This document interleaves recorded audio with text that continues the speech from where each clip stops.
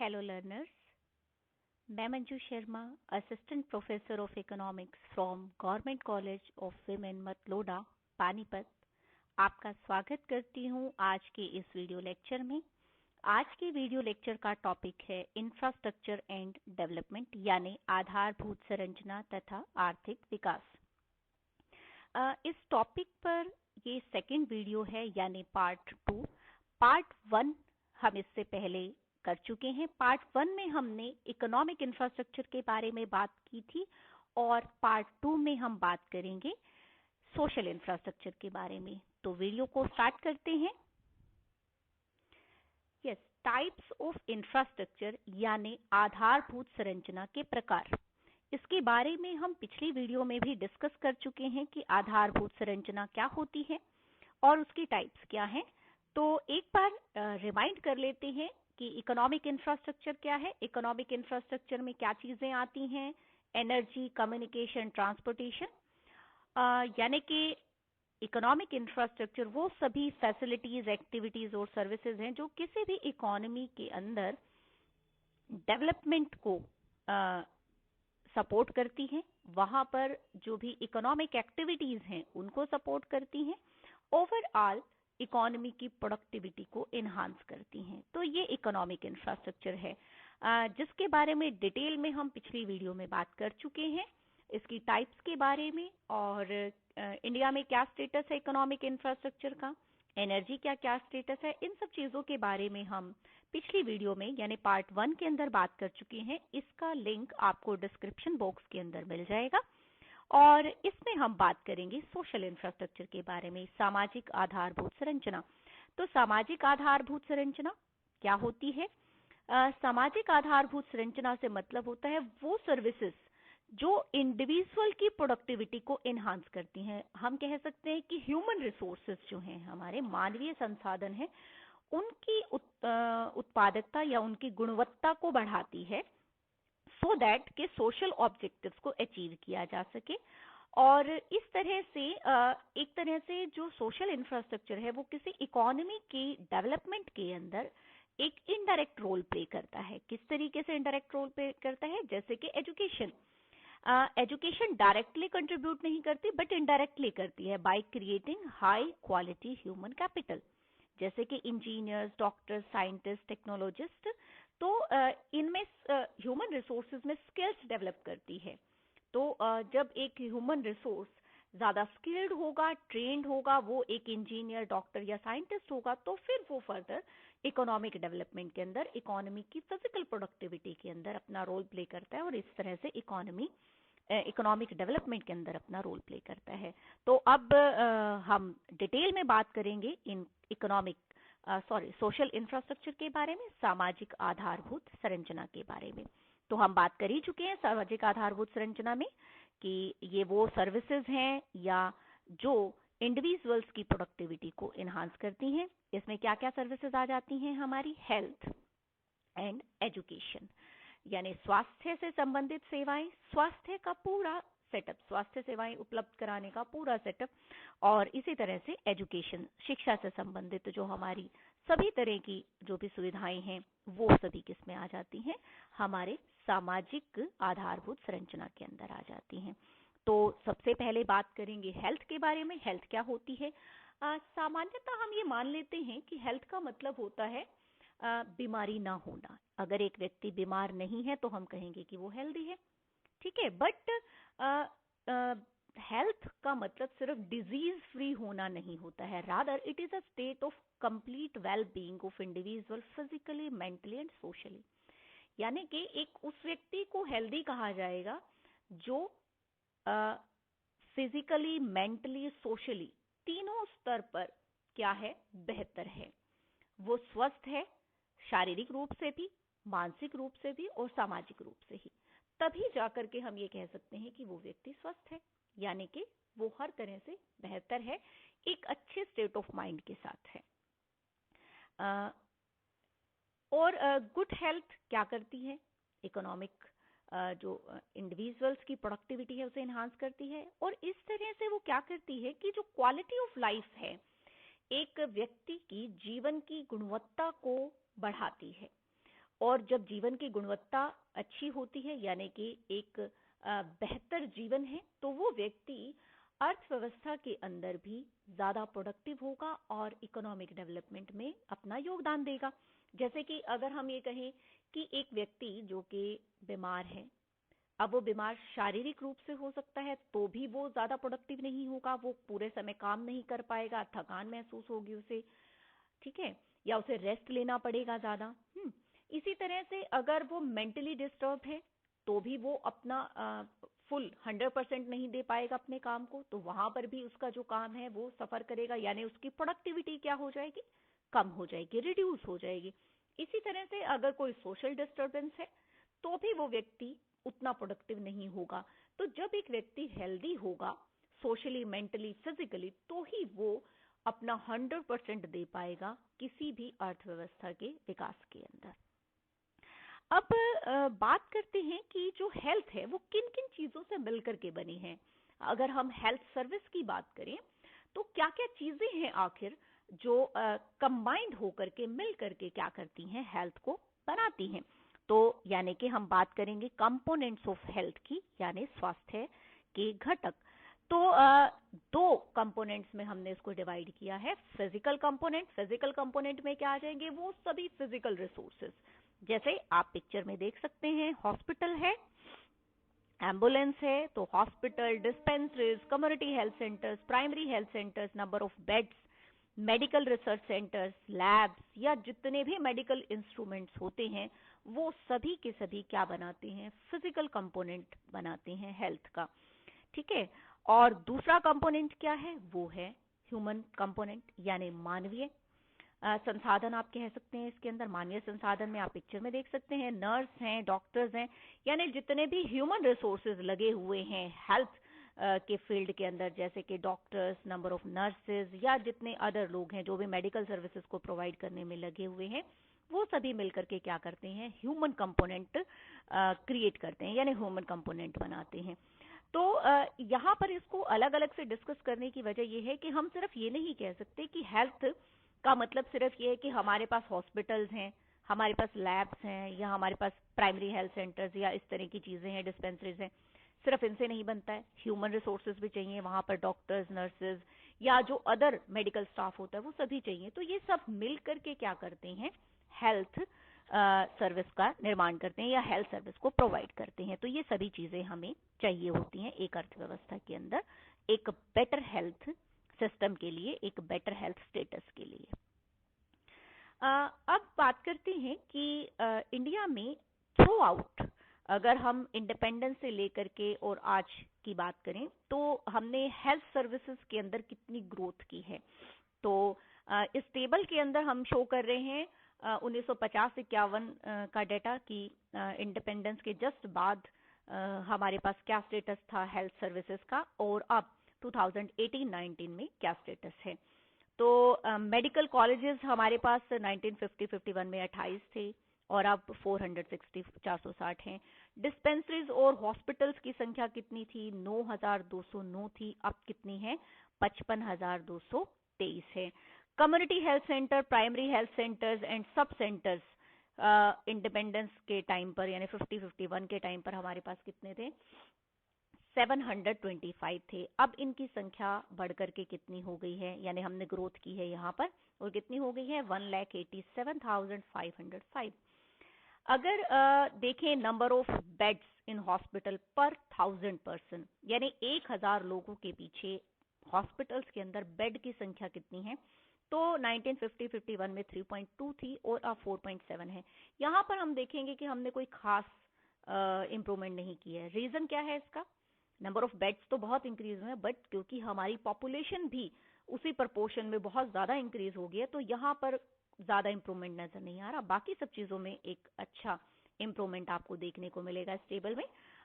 Number of doctors को अगर हम देखते हैं तो 50-51 में 61,840 डॉक्टर्स थे और अब 18,15,063 डॉक्टर्स हैं 18-19 के अंदर। नंबर ऑफ नर्सेस को अगर हम देखें तो 18,054 थी 50-51 के अंदर, और अभी 18-19 में है 25,11,815।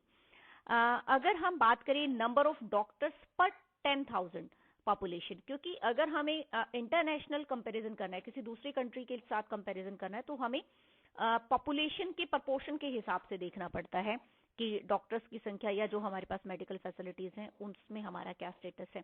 तो ये यहाँ से हमें पता चल रहा है कि प्रति 10,000 लोगों के पीछे 1950-51 में सिर्फ 1.7 डॉक्टर थे, और 2018-19 में कितने हैं? 7.8। तो मतलब कि बड़ा एक अजीब सी फिगर है कि, बट ये एवरेज है कि 8 भी पूरे नहीं है, but it is average just. तो यहाँ हम देख रहे हैं कि इस टेबल से हमें एक पता चल रहा है कि 1950-51 से लेकर के 2018-19 के अंदर हमने हेल्थ सर्विसेज के अंदर काफी इम्प्रूवमेंट की है। और इस इम्प्रूवमेंट की वजह से क्या हुआ है, जो हमारे हेल्थ इंडिकेटर्स हैं, जो हमारी अर्थव्यवस्था की हेल्थ के स्टेटस को शो करते हैं, उनमें भी इम्प्रूवमेंट देखने को मिली है। तो हम यहाँ पर 3 हेल्थ इंडिकेटर्स के बारे में बात करेंगे और कंपैरिजन करेंगे 1950, 51 और 2016 के बेस पर। डेथ रेट का मतलब होता है कि पर 1000 पर्सन पर कितने लोग मर जाते हैं, 1000 प्रति 1000 पर कितने लोग मर जाते हैं। तो ये हमारा था 27, कब? 1951 के अंदर। तो इतनी डेथ रेट थी, जबकि अब 2016 के अंदर ये जो डेथ रेट है हमारी, वो कम होकर के कितनी हो गई है? 6.4 पर 1000। तो ये किसकी वजह से हुआ है? क्योंकि हमारी जो health services, medical services improve हुई हैं, हमने बहुत सी महामारियों पर कंट्रोल पा लिया है, तो उसकी वजह से डेथ रेट क्या हो चुकी है? डिक्लाइन हो चुकी है। तो ये एक इम्प्रूवमेंट शो कर रही है। दूसरा जो इंडिकेटर है वो है इन्फेंट मोर्टिलिटी रेट, जैसे इन शॉर्ट IMR भी बोला जाता है।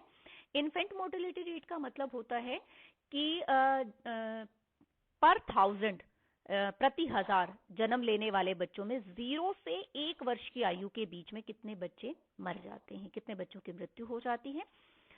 तो वो कहलाती है इन्फेंट मोर्टिलिटी रेट। तो इन्फेंट मोर्टिलिटी रेट कितनी थी 1951 के अंदर? 146 पर 1000, यानी कि 1000 जन्म लेने वाले बच्चों में से 0 से 1 साल की आयु के बीच में ही 146 बच्चों की मृत्यु हो जाती थी 1951 के अंदर। जबकि अब ये भी काफी डिक्लाइन हो चुकी है और काफी इंप्रूवमेंट हमने यहाँ पर की है। अब प्रति 1000 जन्म लेने वाले बच्चों में से 0 से 1 वर्ष की आयु के बीच में 34 बच्चों की मृत्यु होती है। तो ये सब चीजें किसकी वजह से इंप्रूव हुई हैं? क्योंकि हमारी हेल्थ सर्विसेज इंप्रूव हुई हैं। तो हमारे जो इंडिकेटर्स हैं, हेल्थ इंडिकेटर्स, वो भी बहुत बेहतर शो कर रहे हैं। दूसरा इंडिकेटर, तीसरा इंडिकेटर है लाइफ एक्सपेक्टेंसी, जीवन प्रत्याशा। हम जीवन प्रत्याशा को एवरेज एज के हिसाब से भी कह सकते हैं कि ऑन एन एवरेज एक पर्सन कितने वर्ष जीता है, या एट द एज ऑफ 1 एक एस्टिमेट लगाया जाता है कि एक व्यक्ति कितने वर्ष तक जी सकता है। तो ये जो आयु थी 1951 के अंदर सिर्फ 32 साल थी। तो मतलब कि एक अनसर्टेनिटी बहुत थी कि एक व्यक्ति इतने लंबे आयु तक जी सकता है नहीं, क्योंकि महामारियां बहुत ज्यादा फैलती थी। ठीक है, बट हमने हेल्थ सर्विसेज को इम्प्रूव किया, तो अब ये जो लाइफ एक्सपेक्टेंसी है ये काफी इम्प्रूव हुई है, और अब 2016 के अकॉर्डिंग 68.3 68.3 ईयर्स है लाइफ एक्सपेक्टेंसी। हालांकि अभी भी हम जो हमारे हेल्थ इंडिकेटर्स हैं इनमें हम बहुत से डेवलप कंट्रीज से काफी पीछे हैं, क्योंकि जैसे हम वर्तमान में जो डेवलपमेंट है उसको हम सिर्फ GDP के बेस पर कंपेयर नहीं करते हैं, बल्कि इंटरनेशनल कंपेयर जब किया जाता है डेवलपमेंट को, तो HDI ह्यूमन डेवलपमेंट इंडेक्स को यूज किया जाता है। तो वहां पर हमारी वैल्यू अभी भी हम बहुत पीछे हैं। उसका रीजन यही है कि हमने उतना ज्यादा इम्प्रूवमेंट नहीं किया। इम्प्रूवमेंट है, आप देख सकते हैं 1950-51 से रेड वाले जो भी बॉक्सेस हैं और उनको जो है आप ग्रीन बॉक्सेस के साथ कंपेयर करें तो बहुत इम्प्रूवमेंट है, लेकिन अभी भी उतनी ज्यादा नहीं है। हमारी तुलना में दूसरे देशों की इम्प्रूवमेंट और भी बेहतर है। तो हम इस HDI रैंकिंग में इसी वजह से काफी पीछे हैं। हमारा लगभग 131वां नंबर है, यानी 180 देशों की जो रैंकिंग है उसमें हमारा 131वां नंबर है। उसका रीजन यही है कि ये हमारे इंडिकेटर्स अभी उतने इम्प्रूव नहीं हुए, बट इम्प्रूव हुए हैं। ठीक है, अब नेक्स्ट बात करते हैं सेकंड जो हमारा सोशल इंफ्रास्ट्रक्चर है, यानी कि एजुकेशन। एजुकेशन सर्विसेज की बात करते हैं। अगर हम कहें कि एजुकेशन की अगर हम डेफिनेशन की बात करें तो एजुकेशन जो शब्द है ये लैटिन वर्ड एजुकेटम से लिया गया है, एजुकेटुम, जिसका मतलब होता है teaching and training, the act of teaching and training. But ये जस्ट एक वर्ड है, बहुत सारे ऐसे वर्ड्स हैं, एजुकेयर है, एजुकेटम है, एजुसर है, इस तरह के वर्ड से ड्राइव किया गया जिनका अलग अलग मीनिंग है। तो अगर हम एक और महान हस्ती के हिसाब से हम इसको डिफाइन करने की कोशिश करते हैं, महात्मा गांधी जी के अनुसार by education I mean an all round drawing out of the best in child and man body mind and spirit. ये एक काफी हद तक एक बड़ी स्ट्रोंग डेफिनेशन कही जा सकती है कि एजुकेशन क्या है, कि एक पर्सन के अंदर, एक चाइल्ड या एक ह्यूमन बीइंग के अंदर एजुकेशन वो प्रोसेस है जो उसमें से बेस्ट को क्या करती है, निकालती है। चाहे वो माइंड की बात है या स्पिरिचुअलिटी की बात है, तो उससे उसका बेस्ट प्रोड्यूस करने के लिए उस जो एक रोल प्ले करती है एजुकेशन।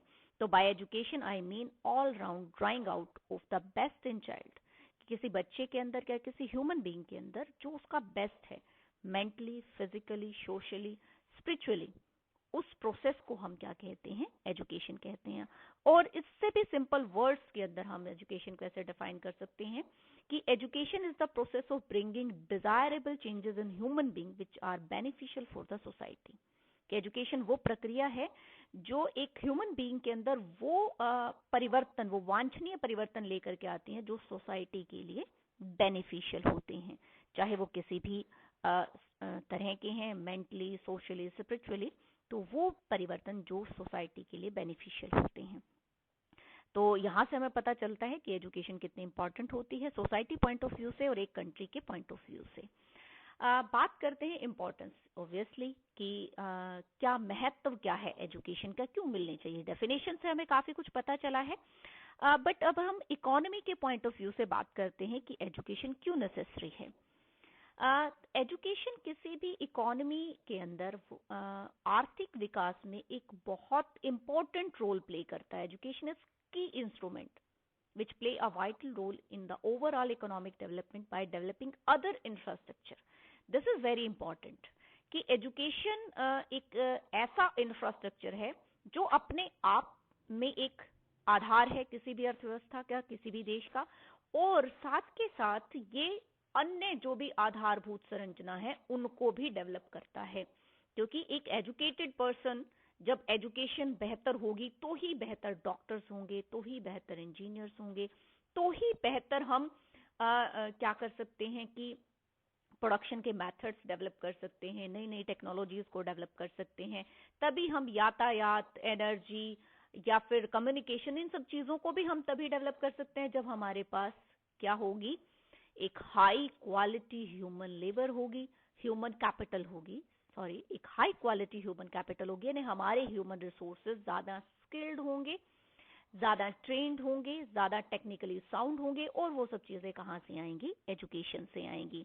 तो इस तरह से हम कह सकते हैं कि एजुकेशन डायरेक्टली तो भले ही कंट्रीब्यूट नहीं करती इकोनॉमिक डेवलपमेंट के अंदर, बट इनडायरेक्टली करती है। कैसे? By creating high quality human capital.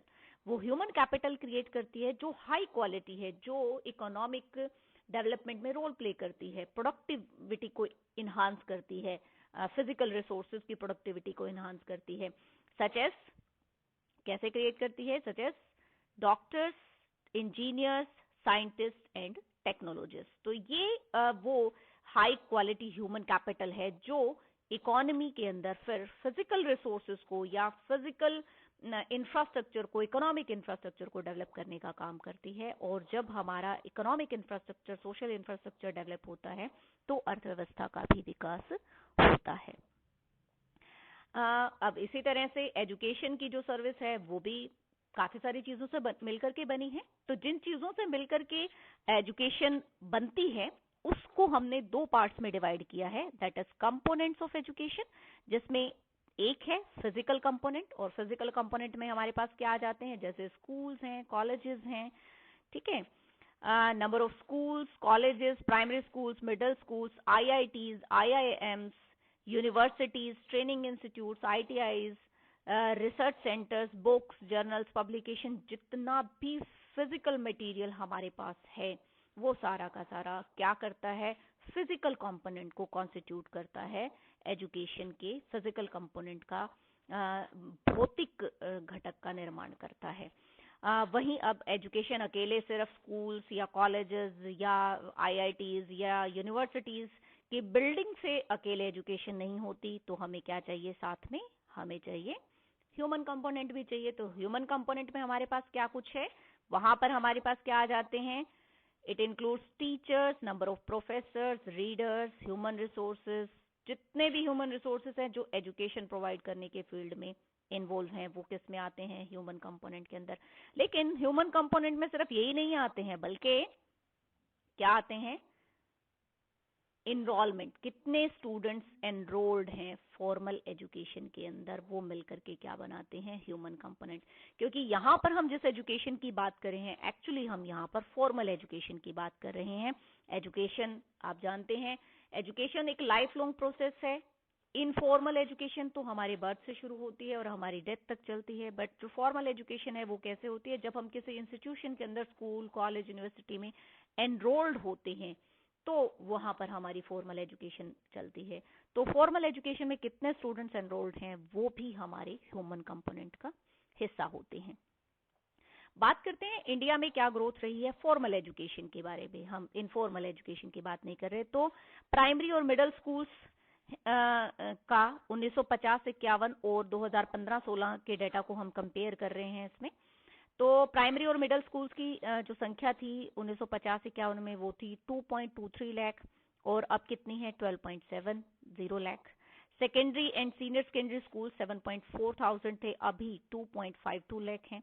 Colleges, general colleges 578 थे, 578, अभी 39,071 हैं।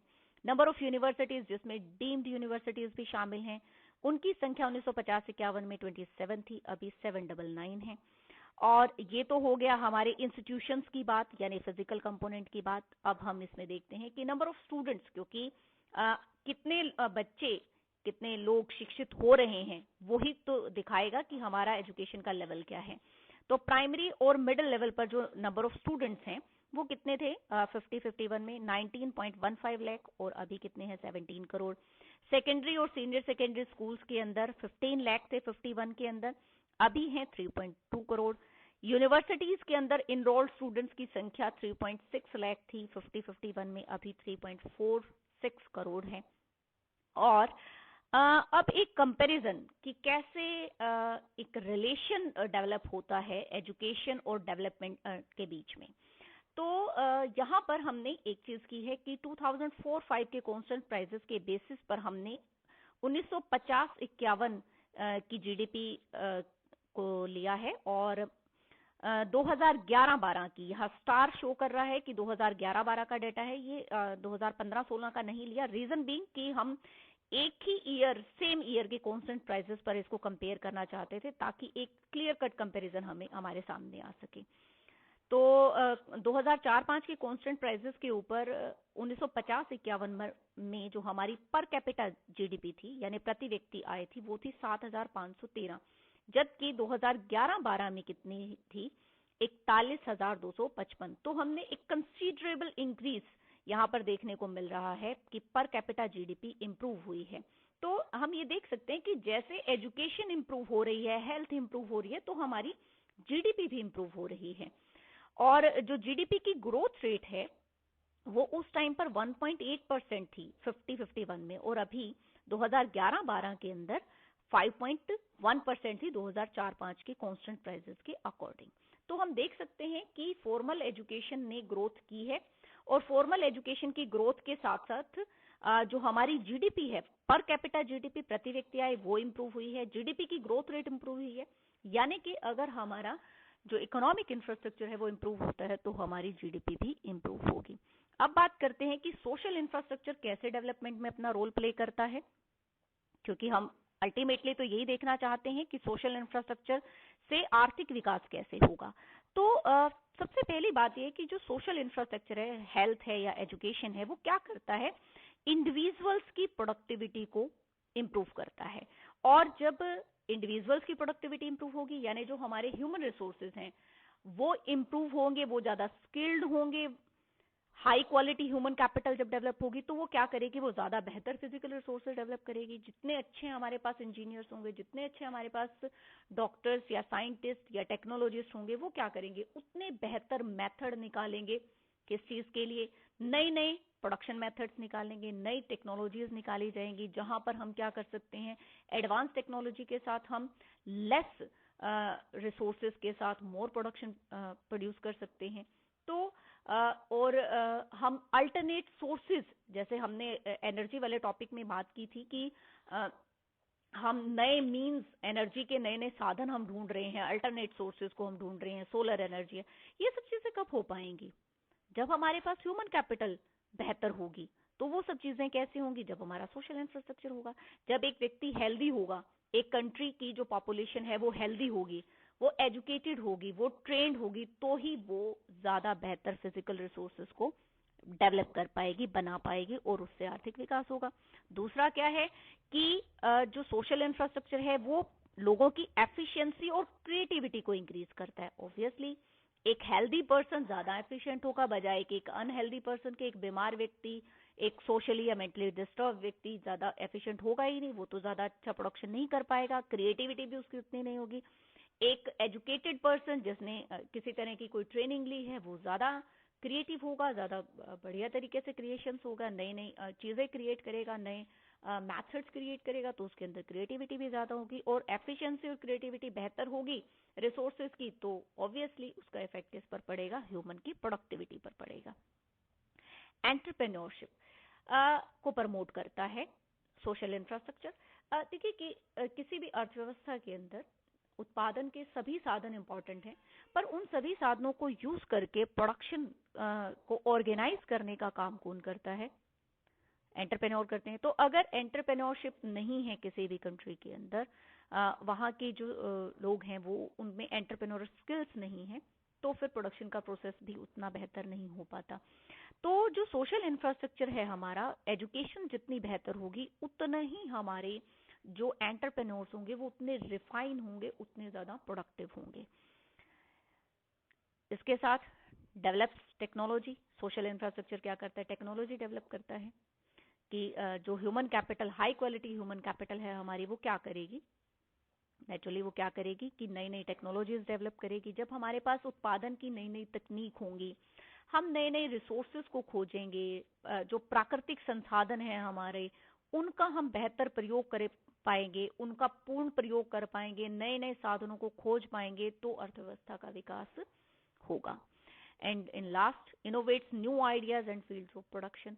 एक high quality human capital, human resources जब डेवलप होंगे सोशल इंफ्रास्ट्रक्चर के डेवलप होने से, तो वो क्या करेंगे, न्यू आइडियाज, नए नए मेथड्स निकालेंगे प्रोडक्शन के, या उत्पादन के नए नए सोर्सेज निकालेंगे, अल्टरनेट सोर्सेज निकालेंगे, हम इनोवेशंस करेंगे, उसके अंदर नव प्रवर्तन होंगे, नए उत्पाद निकाले, नई नई वस्तुओं को हम इनोवेंट करेंगे कि हम इस तरह के वस्तुओं का उत्पादन किया जा सकता है। क्योंकि धीरे धीरे क्या होता है कि एक तरह की चीजों के साथ साथ को प्रयोग करते करते उनकी डिमांड क्या हो जाती है, डिक्लाइन होने लग जाती है। अब ऐसी सिचुएशन में तो उत्पादन बंद हो जाएगा, तो कुछ क्रिएटिव, कुछ इनोवेटिव करने की जरूरत होती है। तो जब हमारे पास ह्यूमन कैपिटल उतनी स्किल्ड और क्रिएटिव होगी, तभी वो क्या कर पाएगी, नए नए प्रोडक्ट्स को लॉन्च कर पाएगी, नए फील्ड्स को सर्च कर पाएगी कि कहाँ पर हमें प्राकृतिक संसाधन और मिल सकते हैं, या कहाँ पर हम उत्पादन को और बढ़ा सकते हैं। ये सब चीजें कब होंगी, जब अर्थव्यवस्था के अंदर सोशल इंफ्रास्ट्रक्चर डेवलप होगा, जब एजुकेशन और हेल्थ की फैसिलिटीज हमारे पास पर्याप्त होंगी, हमारे रिक्वायरमेंट के अकॉर्डिंग होंगी, उसमें हम इम्प्रूव करेंगे, तो हमारा इकोनॉमिक इंफ्रास्ट्रक्चर भी डेवलप होगा और अर्थव्यवस्था का भी विकास होगा। तो HDI में जहाँ पर हम ह्यूमन डेवलपमेंट इंडेक्स में जहाँ हम हेल्थ की बात करते हैं वहाँ एजुकेशन की भी बात आती है कि इनरोलमेंट कितनी है स्टूडेंट्स की सेकेंडरी एजुकेशन के अंदर और एलिमेंट्री एजुकेशन के अंदर। तो एजुकेशन भी एक इंडिकेटर है, बेसिकली एजुकेशन खुद एक इंडिकेटर है ह्यूमन डेवलपमेंट इंडेक्स के अंदर। तो जितना हमारी एजुकेशन डेवलप होगी, जितनी हमारी हेल्थ डेवलप होगी, उतना ही हमारी HDI वैल्यू बेहतर होगी और उतना ही विकास भी होगा अर्थव्यवस्था का अंदर। तो इस टॉपिक में इतना ही। अब इस सोशल इंफ्रास्ट्रक्चर के बारे में हम पूरे इंफ्रास्ट्रक्चर के टॉपिक के को हम कुछ क्वेश्चंस में स्टडी करेंगे, कुछ MCQs के जरिए, जिसमें फर्स्ट है कि विच of the following is an economic infrastructure. इनमें से कौन सा एक इकोनॉमिक इंफ्रास्ट्रक्चर है? ट्रांसपोर्ट, एनर्जी, कम्युनिकेशन और ऑल ऑफ द अबव। तो इसका जो आंसर है, करेक्ट आंसर, क्योंकि ट्रांसपोर्ट, एनर्जी, कम्युनिकेशन तीनों क्या है? Economic infrastructure. यस, तो answer is all of the above. Question number 2, commercial energy is mostly related with which of the following. इनमें से किसके साथ रिलेटेड है commercial energy? Option A commercial, B domestic, C consumption, D none of the above. Yes, you are right, commercial energy है तो commercial purpose से related होगी and the correct answer is option A commercial. Question number 3, which of the following is not non commercial energy. यहां पर इस question में ध्यान देने की जरूरत है, क्या कहा गया है? जो एनर्जी नॉन कमर्शियल नहीं है। ठीक है, तो इसमें देखिए आप, फायरवुड नॉन कमर्शियल है, first option is firewood, it is non commercial. Second is petroleum, third is agriculture, यानी option C is agriculture, option D is animal waste. तो यहां पर आप देखेंगे ऑप्शन ए, सी और डी तीनों ही क्या है? नॉन कमर्शियल सोर्सेज है एनर्जी के। तो सिर्फ एक ही बचा और वो है petroleum. So correct answer is option B, petroleum is non commercial, is not non commercial energy. Next question पर चलते हैं। The energy have long history of their knowledge and uses. कौन सी एनर्जी है जिसकी यूज और नॉलेज की long history होती है? Option A conventional, option B non conventional, option C commercial, option D renewable. Yes, the correct answer is option A conventional, परंपरागत। ठीक है, तो उन्हीं की लॉन्ग हिस्ट्री होती है यूज की और नॉलेज की। नेक्स्ट क्वेश्चन पर चलते हैं। Number 5, nuclear energy is produced in which of the following sector. इनमें से किस सेक्टर के अंदर न्यूक्लियर एनर्जी प्रोड्यूस होती है? Option A state, B private, C central and D none of the above. तो करेक्ट आंसर क्या है इसका? ऑप्शन सी सेंट्रल, क्योंकि सिर्फ सेंट्रल लेवल पर ही न्यूक्लियर एनर्जी को प्रोड्यूस किया जाता है। प्राइवेट के लिए तो अभी से ओपन ही नहीं किया गया और स्टेट लेवल पर भी नहीं है ये। Next question, which of the following is not a means of telecommunication. इनमें से टेलीकम्युनिकेशन का साधन कौन सा नहीं है? व्हाट्सएप, कुरियर, फैक्स और ईमेल।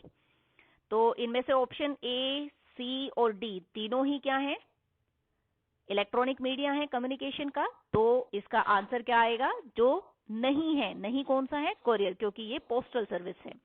तो correct answer is B, courier. Question number 7, in 2018 number of doctors per 10,000 population in India was. 2018 में प्रति 10,000 पर कितने डॉक्टर्स थे इंडिया में? Option A 4.2, option B 7.8, option C 9.3, option D 10.4। Yes, correct answer is 7.8। Next question, which of the following is not a physical component of education. इनमें से कौन सा एजुकेशन का फिजिकल कंपोनेंट नहीं है? फिजिकल कंपोनेंट नहीं है। Professor, option B school, option C university, option D IIT। Yes, school, university और IIT ये तो फिजिकल कंपोनेंट है। तो फिजिकल कंपोनेंट कौन सा नहीं है? प्रोफेसर, क्योंकि ये तो ह्यूमन कंपोनेंट है। तो answer is professor. Question number 9, education contribute to economic development indirectly. Education economic development में इनडायरेक्टली क्रिएट करती है, कंट्रीब्यूट करती है। कैसे? क्रिएटिंग रिसोर्सेज क्रिएट करती है, या high quality human capital create करती है। Option C creating physical capital, या option D all of the above. And the correct answer is creating high quality human capital. Question number 10, what is average life expectancy in India 2016। क्या है life expectancy?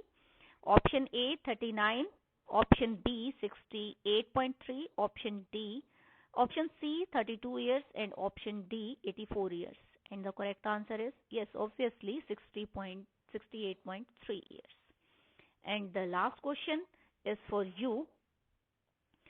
Which telecom company had provided free data in India in 2016? Firstly, किसने दिया था? Vodafone, Airtel, जियो या BSNL?